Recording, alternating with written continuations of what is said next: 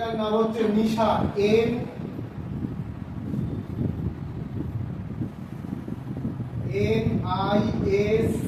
NISAR, নিশা।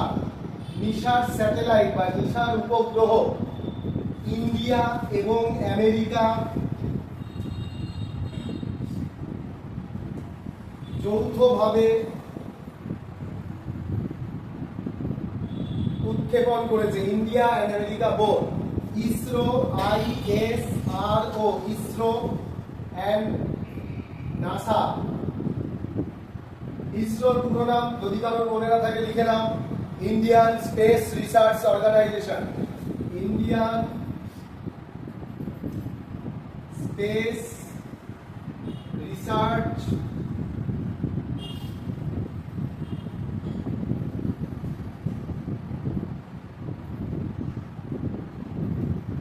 organization.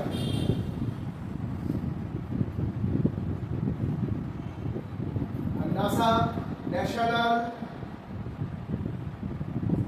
Aeronautics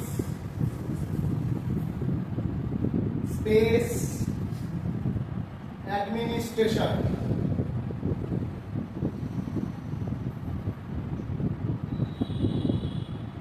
তো ISRO and নাসার যৌথভাবে যে উপগ্রহটা পাঠালো সেটার নাম হচ্ছে নিশা।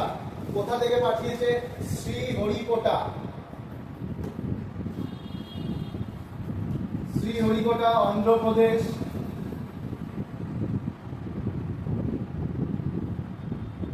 Satish Dhawan Space centre, Satish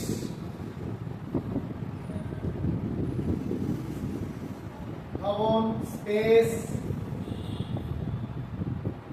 centre. তো এই হচ্ছে একটা topic.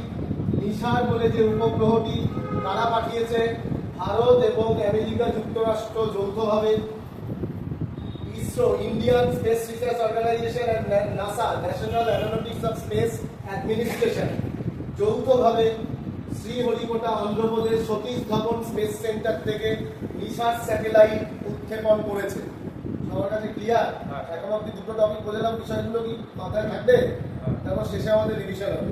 3 number topic,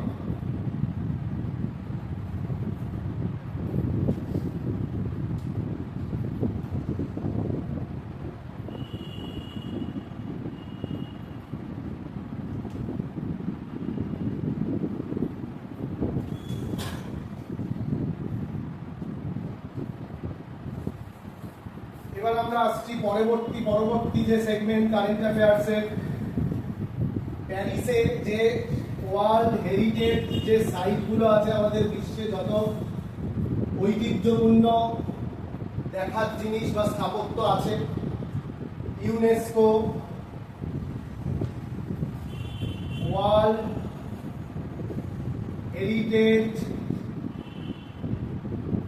site meeting will be held. The meeting should be held at Paris. তো সাম্প্রতিকতম ভারতবর্ষের 44তম 44th স্থাপত্য হিসাবে ইউনেস্কো ওয়ার্ল্ড হেরিটেজ সাইটে স্থান পেয়েছে 12টি দুর্গ।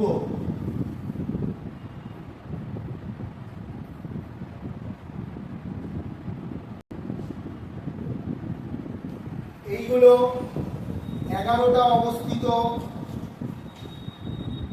মহারাষ্ট্রে, আর একটা অবস্থিত তামিলনাড়ু।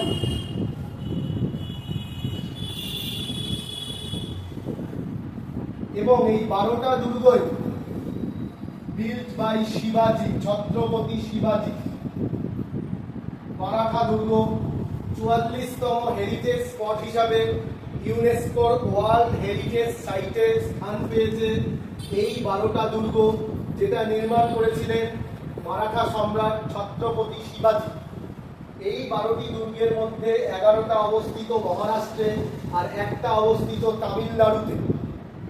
আমাদের আর কি কি ভারতবর্ষের জিনিস যেগুলো ওয়ার্ল্ড হেরিটেজ সাইটে আছে সেটা হচ্ছে যে অজন্তা ইলোরার গুহাচিত্র।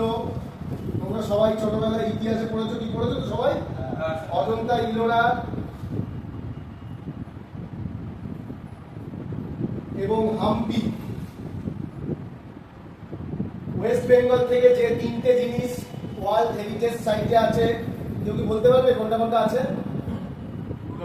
সুন্দরবন আর দুর্গাপুজো হচ্ছে কালচারাল মানে সাংস্কৃতিক প্রোগ্রাম। সাইট বলতে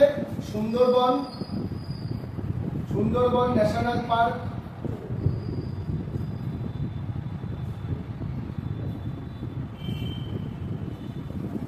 দার্জিলিং টয় ট্রেন,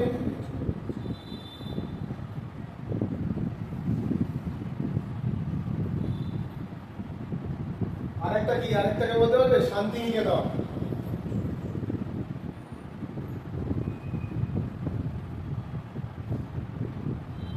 তো এই 3টে আমাদের ওয়েস্ট বেঙ্গল থেকে আছে।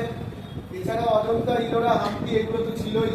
আর 44তম হিসাবে সংযোজন হলো 12টি দুর্গ, যেটা শিবাজি বানিয়েছিল। এগুলো একটা ভারতীয় স্থাপত্যের নিদর্শন।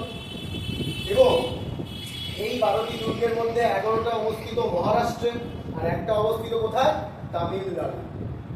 তো এই 3টে টপিক যেটা বললাম সেটা নিয়ে কারোর কোনো প্রশ্ন থাকলে তোমরা নিঃসন্দেহে করতে পারো। আমি শেষ টপিকে যাবো, আজকের কারেন্ট অ্যাফেয়ার্সের শেষ টপিক, পরবর্তী তথা লাস্ট সেগমেন্ট।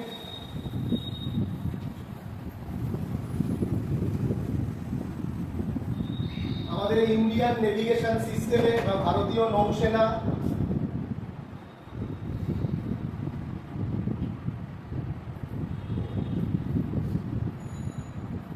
যে সাম্প্রতিকতম বহু কার্যকরী যুদ্ধজাহাজ তাদের বাহিনীতে ইনক্লুড করলো INS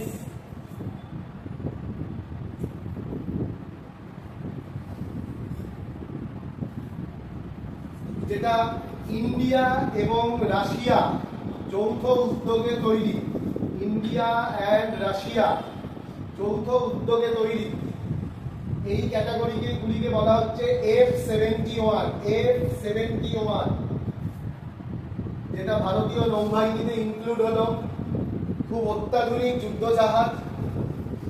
আর আমাদের দেশে তৈরি সাম্প্রতিকতম অত্যাধুনিক প্রযুক্তিতে সম্পূর্ণ দেশীয় প্রযুক্তিতে তৈরি যুদ্ধজাহাজ হলো, যেটা নৌবাহিনীতে ইনক্লুড করা হয়েছে INS বিক্রান্ত।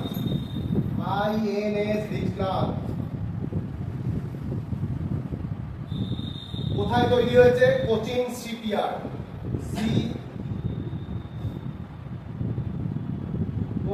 শিপইয়ার্ড, কেরালা। তাহলে এই যুদ্ধজাহাজটা INS Kamal India and Russia যৌথ উদ্যোগে তৈরি। এই ক্যাটাগরিগুলিকে বলা হচ্ছে F-71 ক্যাটাগরি। এবং আমাদের দেশীয় প্রযুক্তিতে তৈরি অত্যাধুনিক যুদ্ধজাহাজ যেটা INS বিক্রান্ত, VIKRANT, যেটা কোচিন শিপইয়ার্ডে তৈরি হয়েছে। তো প্রত্যেকটা জিনিস তোমরা যখন করবে, সে কারেন্ট অ্যাফেয়ার্স করো, কি ট্র্যাডিশনাল করো, কি ম্যাথ করো, কি রিজনিং করো, অথবা ইংলিশ করো বা কম্পিউটার নলেজ, প্রত্যেকটা জিনিস তোমাকে